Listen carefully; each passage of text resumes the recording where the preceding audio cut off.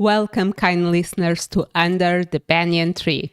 The live show where ancient epics meet modern minds. I am Liu, a yogini from the West, And I am Mayank, a rationalist from the East. and together we journey through the Mahabharata from the retelling of Ramesh Menon, epic of war, faith, and everything in between. Everything in between. So today we are reading chapter 25. Chapter 24, The Seeds of Envy, and chapter 25, Ad Pramankoti, with the sankalpa of reading it from the point of view of gratitude. So, Mayank, what's your concept? Or when you think about gratitude, what comes into your mind? I have a very simple definition. Feeling of thankfulness for your privileges or your blessings or help from others. So it is feeling of thankfulness for me. Okay, thank you. You're welcome. And So, yeah, and gratitude, the term itself, it comes from Latin, and it's one of those words that the meaning didn't change through time, which is good. It's related with that. It's related with thankfulness and pleasing, which is interesting. So I don't know how to approach it, but I have two different ways of looking at gratitude, but I don't know if they are as different as I'm trying to make it. But anyway, as you said, I think gratitude, it's something that we feel that can be a consequence of something that happened, someone that helped you, you received something. So in a way that there's a shared experience, or there's a transaction that was done that make you feel grateful or feel gratitude for something. And I think bottom line, it's the way we have to acknowledge good things in life. yeah.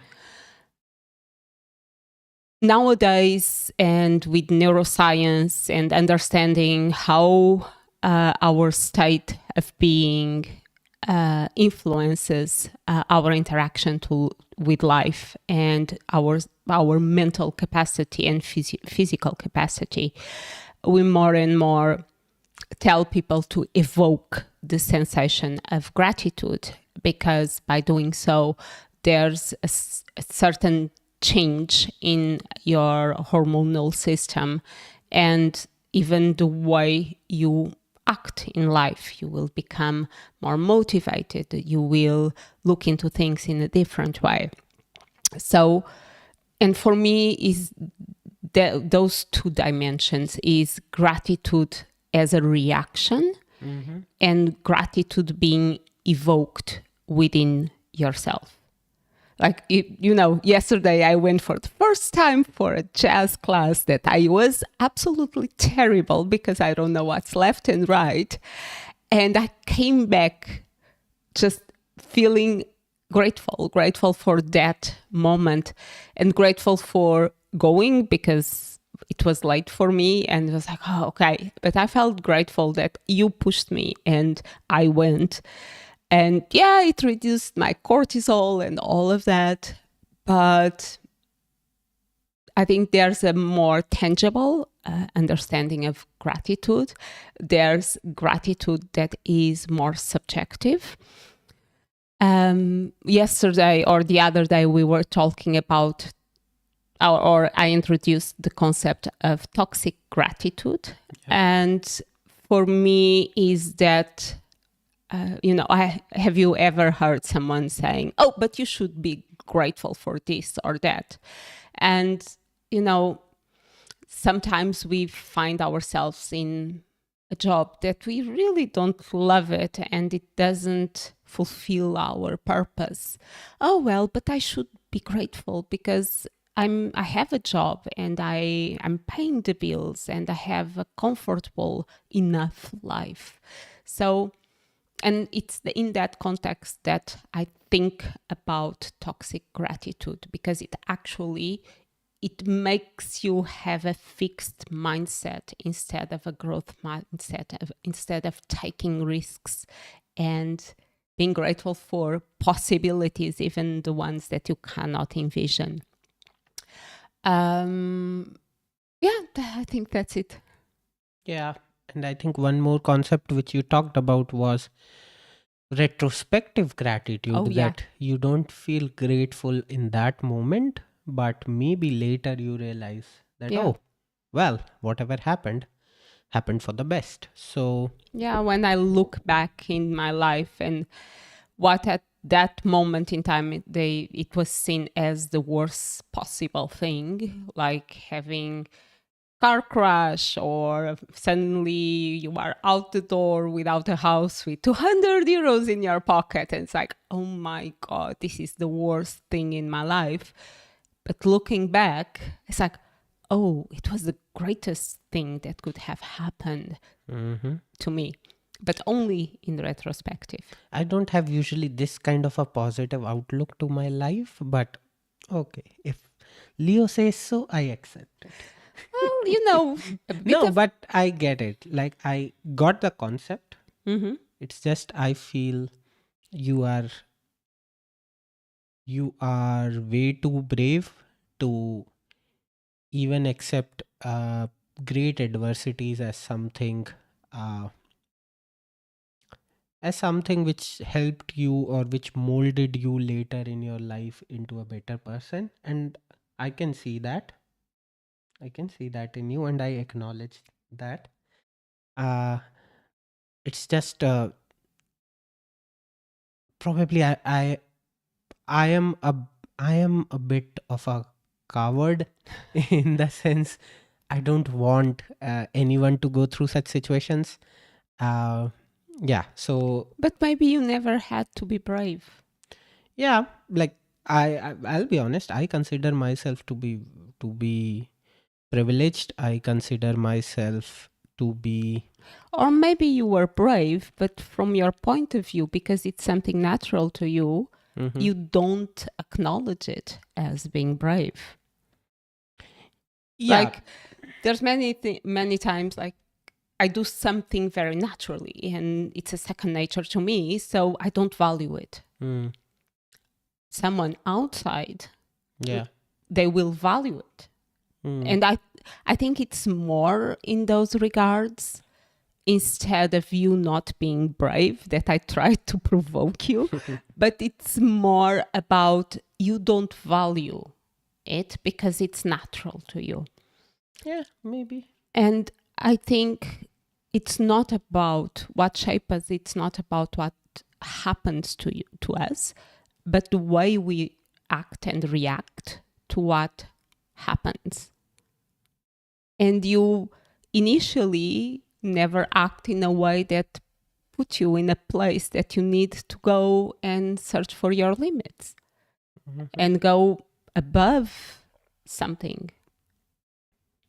Mm. Yeah, I play safe in life. Okay. Okay. Shall we go ahead? So yeah, let's go ahead. Let's move on to Shravan, Yeah. where Mayank will do a summary of these two chapters. Okay. So, starting with the seeds of envy. Pandavas are settled in their new life in the palace. They accept their new life with humility and grace.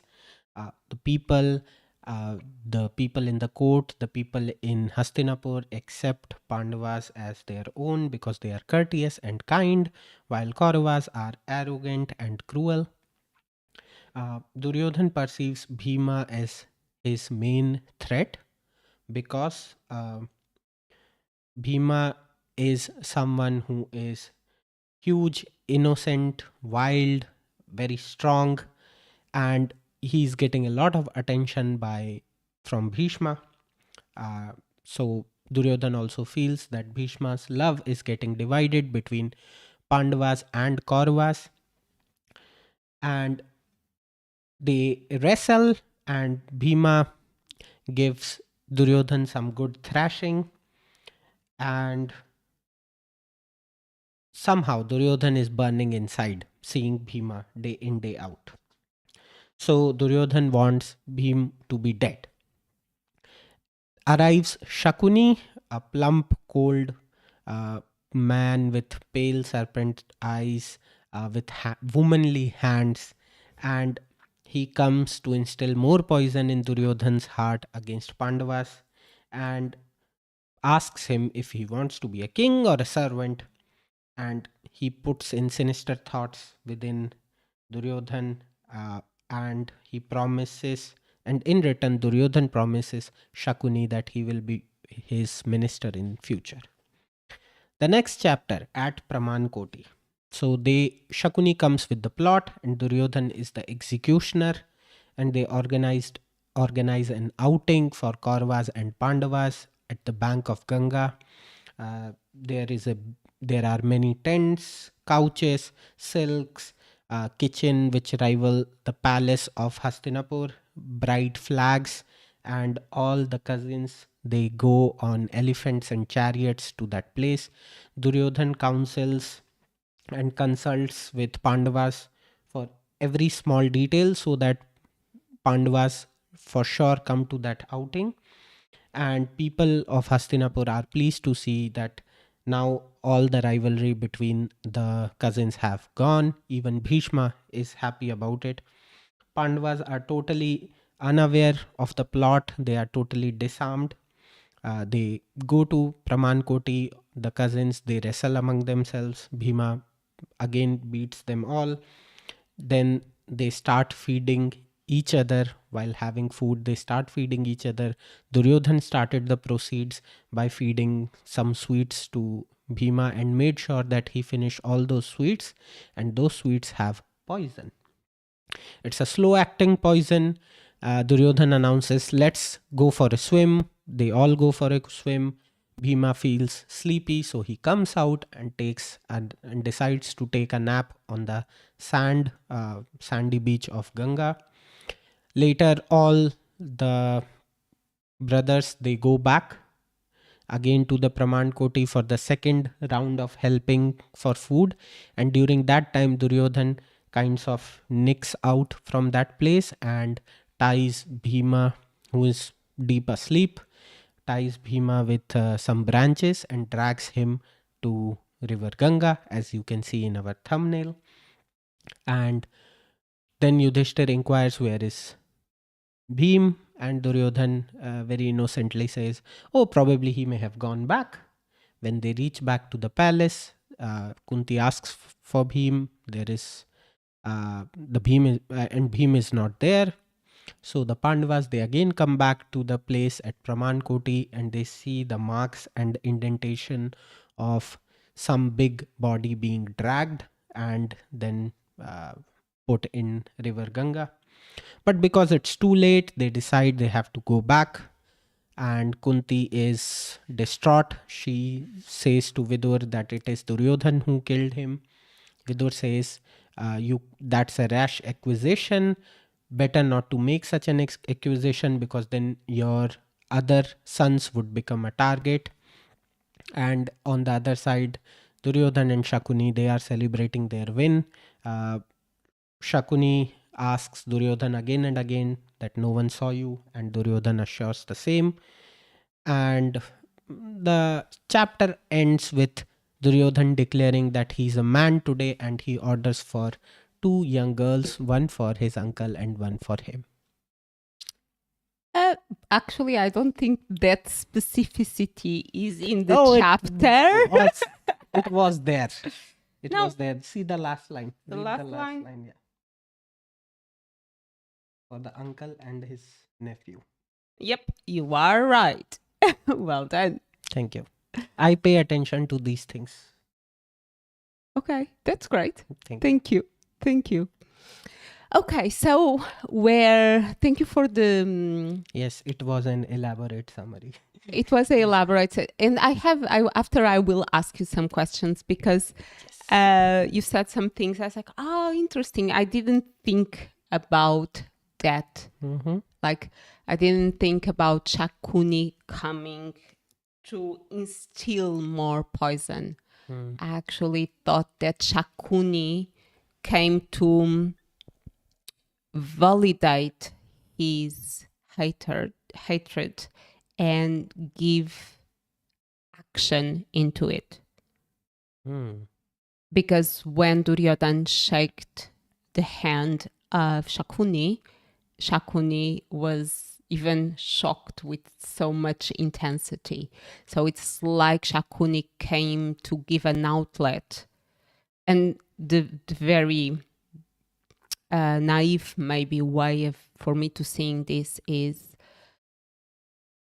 and maybe this is completely wrong, but I thought of Shakuni about about Duryodhan as a sociopath. Mm-hmm. And when Shakuni comes, he has someone to validate his way of thinking. And I say sociopath because I think the way he behaves, it's much more a consequence of the nurturing of the environment, although the text tells us something else. But I think it's much more a consequence of the environment and how he was shaped than being natural evil. But yeah. So, question: do we want to explore? No, we want to go to gratitude. I'm so Yeah. sorry. No, like I was just wondering if we want to explore these questions before, or shall we start with where we saw the theme? Yeah. Where did you find the theme? Can you start, please? So I go to what I think it's one of the most obvious places. Mm-hmm. That Hastinapur, the people of Hastinapur are grateful for having such kind and respectful people in the palace. Mm. I think they more than gratitude, they are probably feeling relief because they are thinking, oh, okay, the next generation we are being saved, because for them the idea was that Duryodhan would be the next one going into the throne, and he is cruel and despises everyone and treats everyone in a harsh way, while they now see possibility and they see kindness and respectful ways in another possible person to go to the throne. So I think they feel beyond gratefulness, but yeah, for sure they feel gratitude.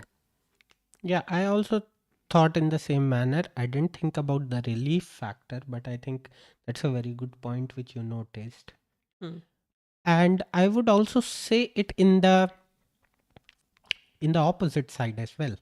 I feel there is some gratefulness and gratitude from the side of Pandavas as well, in the sense that they've been accepted by the people of Hastinapur. I think it's not mentioned anywhere, but I think the kind of people they are, they may be feeling something like that, because in last chapter they also mentioned that they got little bit emotional when they entered, when they saw Hastinapur, Yeah. the city of their father. Yeah. So I think it can be in other way as well. I agree with you. Yeah, great Mm. thought. I agree with you. I'm at the beginning of the chapter, it's mentioned something about. Yes, go ahead. Yours. No, what are you going to say? Because I have an example of retrospective gratitude in the Okay. initial few lines. They accepted this with humility and grace. Mm. And for me, it's like maybe pushing it a little bit, but for me, there's an underlying gratitude over here. Yeah. It's, and they lived in the forest. They lived in a completely different context. So I think there's a level of gratitude of having, A comfortable life. but Hmm. somewhere in the chapter 25th, they say that they go to the banks of the river and they will be fine. They will be free from the tiresome court rules and etiquette. But is it only? But I think that's for all the brothers. It's not just for Pandavas. I know, but I Yeah. thought that it's they are harsher on the Pandavas for sure, because they were not raised in a context of rules and etiquette. They had, rules, etc. But when you are in a palace, in court, you are expected to behave in a certain way. You are expected to dress in a certain way. And they were free before. Yeah. So I think those are more important. To be free of those are more important for the Pandavas, and I think especially for Bhim, than for the Kauravas. But that's my interpretation. No, I think it is. It is probably, yeah. I can agree with you on this, I guess. I also thought, like I wrote for that line that wilderness is a profound teacher. I just wrote it as an example of a retrospective or hindsight gratitude. Yeah. Because because wilderness was a teacher to them, they developed they developed humility. They developed, I feel, and that's why I feel they were also able to accept the luxuries of the palace in a graceful manner. So yeah, like I felt it's for me, when you explain to me like retrospective gratitude or something, I felt that can be an example of that. Yeah, and I was listening to you and thinking. So we have a group of adolescents that their teacher was the forest, and we have another group that their teacher was Alice? the palace, or I don't know. I think the palace. And from your point of view, which one is a better teacher? Well, I just believe being in nature is always a much better option. Having said that, I don't think I don't think there can be a very simple answer to this, because see, even if you are in palace, they say if Dhritarashtra wanted or Bhishma wanted, he could have arranged all sorts of trainings for Kauravas, so that they can also, taste some roughness. Like, say, if you want to become a warrior, you need to become a tough person. And Duryodhan is a tough person. Yeah, Physically. Physically he's tough, there is no doubt about it. But I think there is probably. There's no humbleness. And nature makes you humble. Yeah, that's true. Nature makes you humble when you see that whatever you are, um, nature can like thrash you in seconds. You probably are more humble and grateful to the elements of nature then. Yeah, and I think it's easier to feel gratitude in the correct environment. Like if I'm in the middle of nature, feeling the softness of the sun on my skin, and feeling the scent of the flowers, and everything is full of energy. So it's easy to feel grateful, or rather to be inside of a building of concrete. Yeah, like the experience we had last week. Yes. Yeah. Yeah. Okay, understood. Well, yeah. But it's not only, I'm just thinking about Duryodhan, Mm-hmm. that he's inside of a palace. For 16 years, he was told that he will be the king. He was shaped to get whatever he wants, basically. And you have another people that were raised with zero attachment to material things because they didn't have any material things, and they just learned to live in a almost symbiotic way with the environment and to respect whatever is around you because it's what gives you everything. So it's just that duality between nurturing and nature, and how much the environment where we are raised makes us more open to be grateful than other environments. Yeah. And we can see that, maybe I'm stretching it, in our generations. Like I was raised in an environment where you had to prove yourself to have something. Mm-hmm. And if you have good grades, you have good grades. Well, then that's your job. There's no rewards for having good grades because that's your job.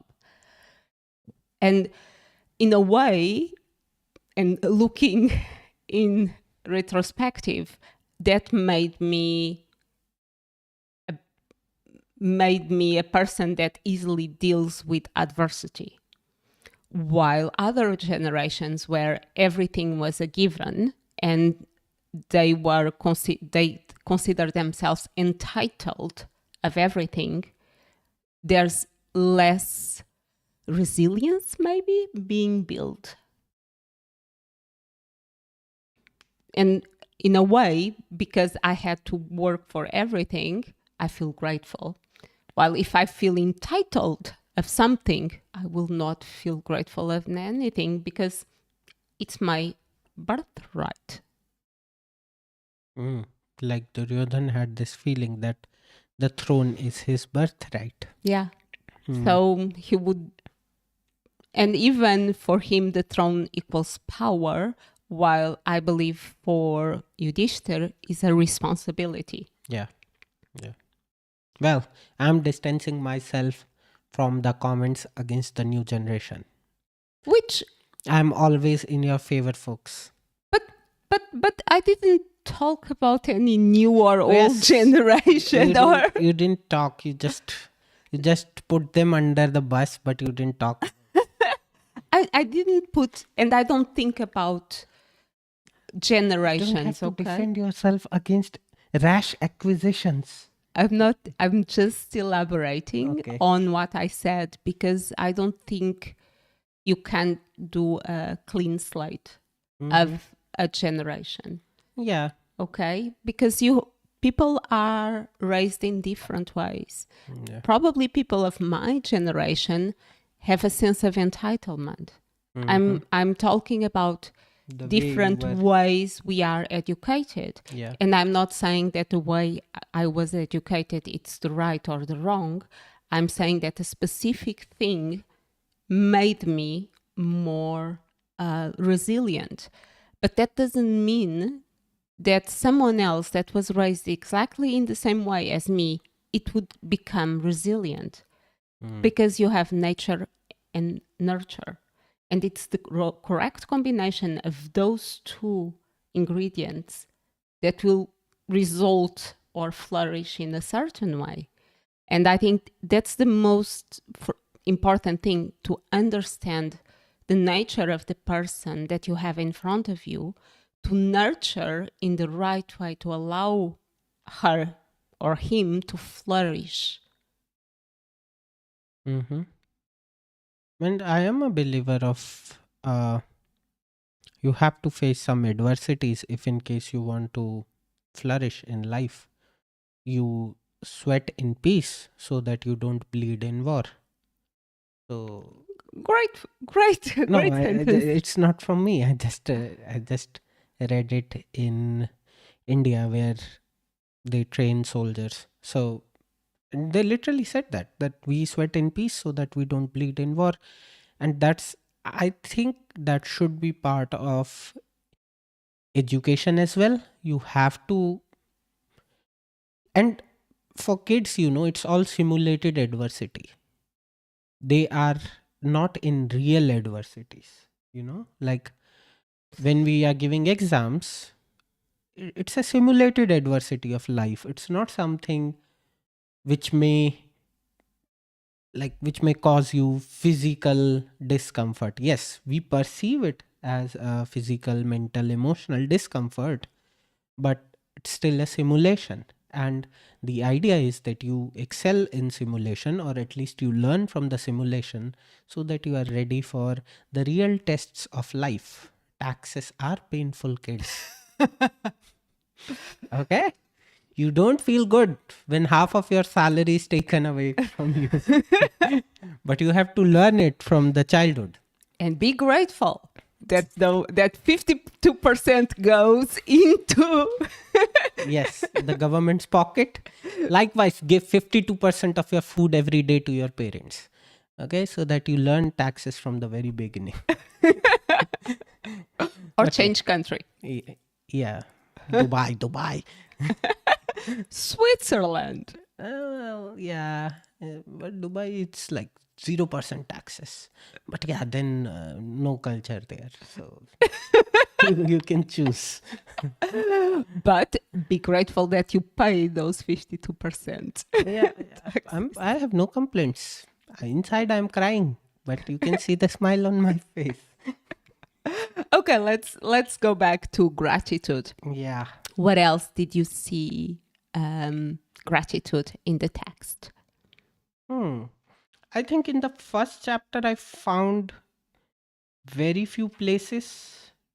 The one gratitude was entry of Shakuni in Duryodhan's life. Like, he was grateful that now he has someone who understands his hate. Yeah, I actually I went back and forth with that because I labeled Duryodhan as a sociopath. And I was like, is him capable of feeling gratitude? Actually, I think he is, and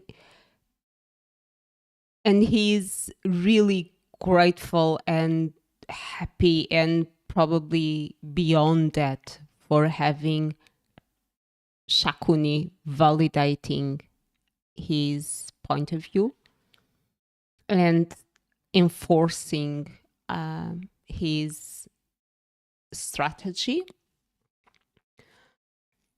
Is it gratefulness? Is there any moral moral weight behind gratitude, in the sense of, I don't think so, honestly. Yeah, and I don't think so. like, I don't like to put I don't think so. these this kind of a good and bad label Yeah, to words, yeah. because then what happens is that then there is nothing to discuss. For sure. Like, Yeah. if all gratitude is good gratitude, then And there's nothing to discuss, then I feel. And bottom line, our brains, they function all in the same way. And for sure, he had a release of cortisol, his serotonin came up, his oxytocin. So, yeah. You can tell someone is listening about hormones recently. Yeah, so I think these were probably those couple of instances which I saw in the first chapter. Do you see any? I thought about, so Bheem, he has a very innocent outlet.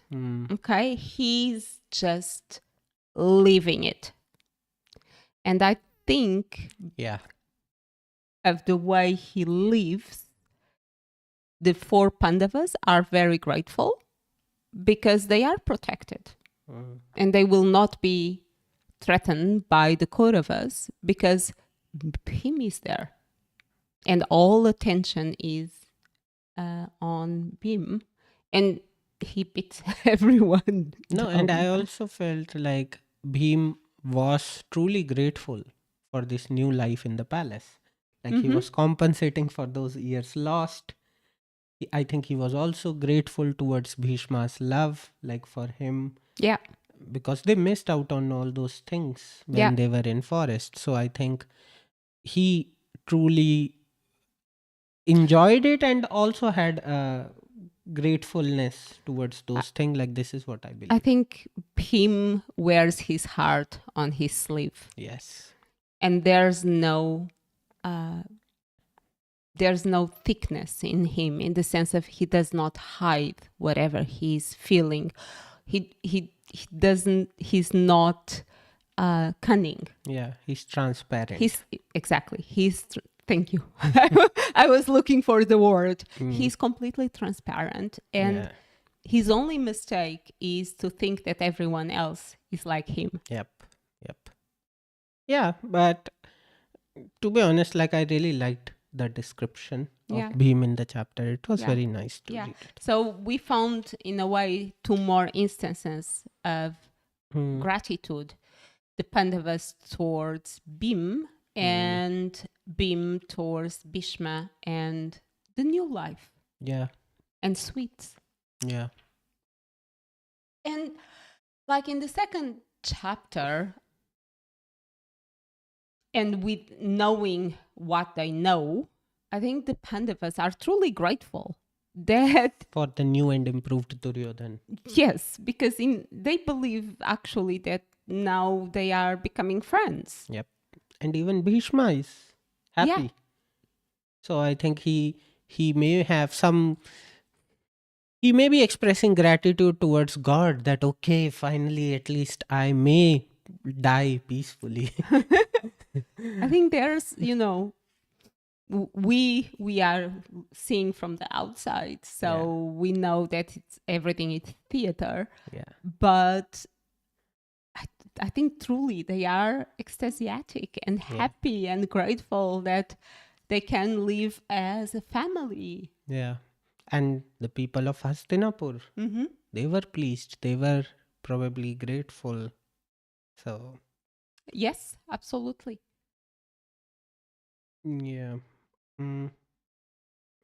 Yeah. Like I also made the same notes, I think.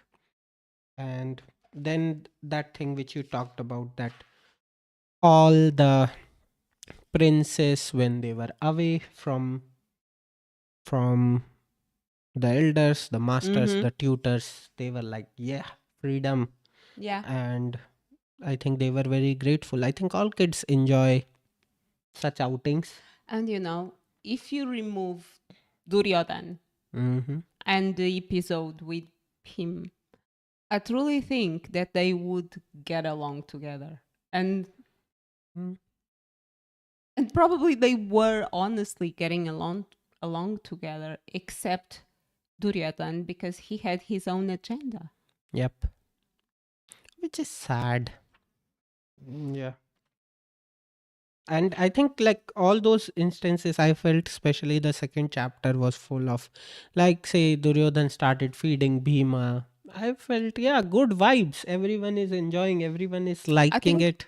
I think that's something that you can share with our kind listeners, because feeding each other is not something natural in the Western world. Really? Really. Like I remember the first time. So when time you cut a cake, don't you... No, never. Like doing this. Sorry. It's not natural in our Western society, especially with your hands. Did you wash your hands? Well, I don't know. I don't know. Like this is, I think, it's... I'm not saying that it happens every day, but if like say if my mother suddenly brings a hand towards me and trying to feed me, I'm going to accept it. I'm not going to say it. And, oh no. No, but like in birthdays, the cake, Yeah, like you cut the I cake think, and you yeah. give a piece And of I cake. don't know from where it came. Like, we genuinely thought that this is what people in West do, No, so we do it. no, no, no. But I brought it up because I know that it's something natural in India, and it's not something natural in Western world. So some Western reading this book is like, What's going on what's going on? here? Yeah. And it's completely natural Yeah. in a family. It's normal. There's Yeah, I nothing weird about it. Yeah, and it's a very pure display of affection. Yeah. Uh so I think Duryodhan was quite good with his planning, no doubt about it. If I remember the episodes, so Duryodhan and Dushasan, they take Bheem with them, and there they feed him one pot full of porridge or kheer. Uh I think, like, I don't know, I was able to like visualize things while reading. Yeah. Yes. I Yeah. could So, too. and I probably like, this time I would say I liked the book more than the episodes. I felt in episodes they were too young. They were like literally like kids. Yeah. I- And over here we are talking about 16 years 16 years. Yeah, 16 years you are capable to do bad things. old. Although you don't respect them. Yeah. Yeah, that I don't. So, okay. Gratitude in somewhere else? Or should we move on to lessons? Well, let me just think. Probably while rolling down Bhim, Duryodhan had gratitude for the plan, because the plan was from Shakuni. He wanted to kill Bhim, but he didn't think of all those things. I don't know if at that stage he would have capacity of having many emotions at the same time. And I think he's anxious. I think he's anxious and he's fully focused on the But plan. when they were later celebrating Shakuni, do you think Shakuni? I don't think he was grateful for Shakuni's plan. His envy would not allow him. Was Shakuni grateful that the plan that Duryodhan worked? I think Shakuni was grateful. Yeah, for his plan to work or for being recognized. And there's a side note, now that you are mentioning, at the beginning you were describing Shakuni, and this is something that we see in other books too, where people that we want to label as the antagonists, they are not beautiful. They look like serpent eyes. Yeah. They have characteristics that we judge. And while the ones that we want to label as the heroes, they are all beautiful and strong. And I don't feel comfortable again and again with the association of, the image reflects your nature. Yeah. We come across people that don't look accordingly to the canon beautiful, and they are the most beautiful and stunning people. Yeah. And I think Tom Riddle is a great example. Yeah, Tom Riddle is Harry Potter. Yeah, okay. Lord Voldemort. And I actually made one parallel between Duryodhan and Lord Voldemort. I think both of them, they committed their first murder when they are like 16. Attempt to murder. No, Voldemort succeeded. Yeah. Duryodhan didn't, but like, for all practical purposes, it was a murder. Like, it was because, if I will say miracle can happen in this story, someone will say magic can happen in that story. So, So just because of some miracle, some things will happen in the next chapter, which I don't want to give it away. But But I can say that in retrospective, for sure, Bim yes, will be very grateful to Duryodhana. yes, he will be. But for now, he has literally committed a murder here. Yeah. Like, yeah, deletion. Sorry. Okay, shall we move on? Yes, I think we are very good on time. We should move on. Okay, who do you want to naman? Well, it's very hard for me not to naman Bheem in this chapter because his description in first chapter was really nice. Probably there was a little bit of overkill telling that he's the favorite of Bhishma, but I feel whatever was described about him was so good to read. I like people who have this kind of innocence Yeah. that they see their own image in the world, and yeah. So Beam. Yeah, and I plan to naman Bim, and I will stick to my plan. I will read the sentence because I read this sentence probably 5 times. And probably I saw myself a little bit in it. I remember of coming home and, running and playing and someone saying, "Oh, there's the thunderstorm coming up the stairs." And it's an innocence and is livelihood that we lose in life.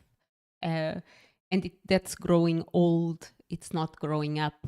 So let me read the sentence. Bhima lived irrepressibly. From moment to moment, day to day, life was a wonderful thing to be lived to the hilt and never to be brooded over. It was a game to play, perhaps to bury the sorrow of a father's death, and made me think about us, about the fact that we sit and we stay, fermenting about things of the past, and we keep thinking and thinking about what will be. And we need to find a middle place, a place to live life fully, embracing the moment. We need to be aware and we need to be plan. We need to plan, but him remind me of that freedom. And yes, life, it's to be played. It's to have fun. Doing this episode and doing this series, mostly it's for us to have fun and share our thoughts. And I want to remember that. And I want to thank you, Pim, for doing that. Yeah, he reminded us the purpose of life. Yeah.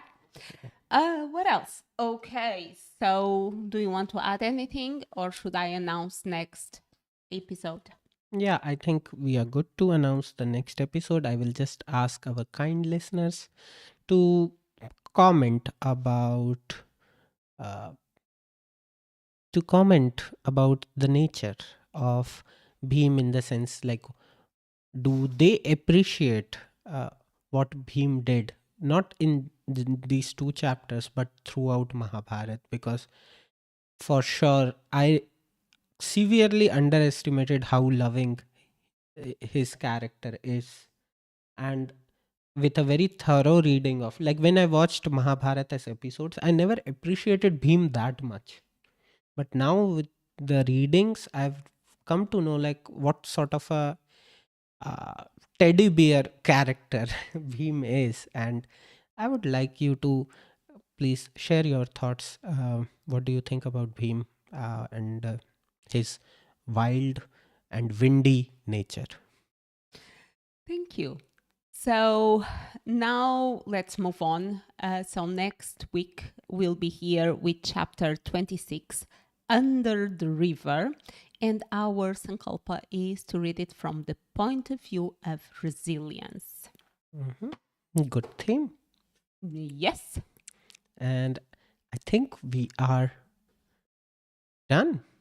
Yes. And we are very grateful for your time, attention, for your comments. And we will see you next week. Yes, please keep on sending your love and comments to us, and we will try to respond to all of them. Namaste. Namaste. Thank you.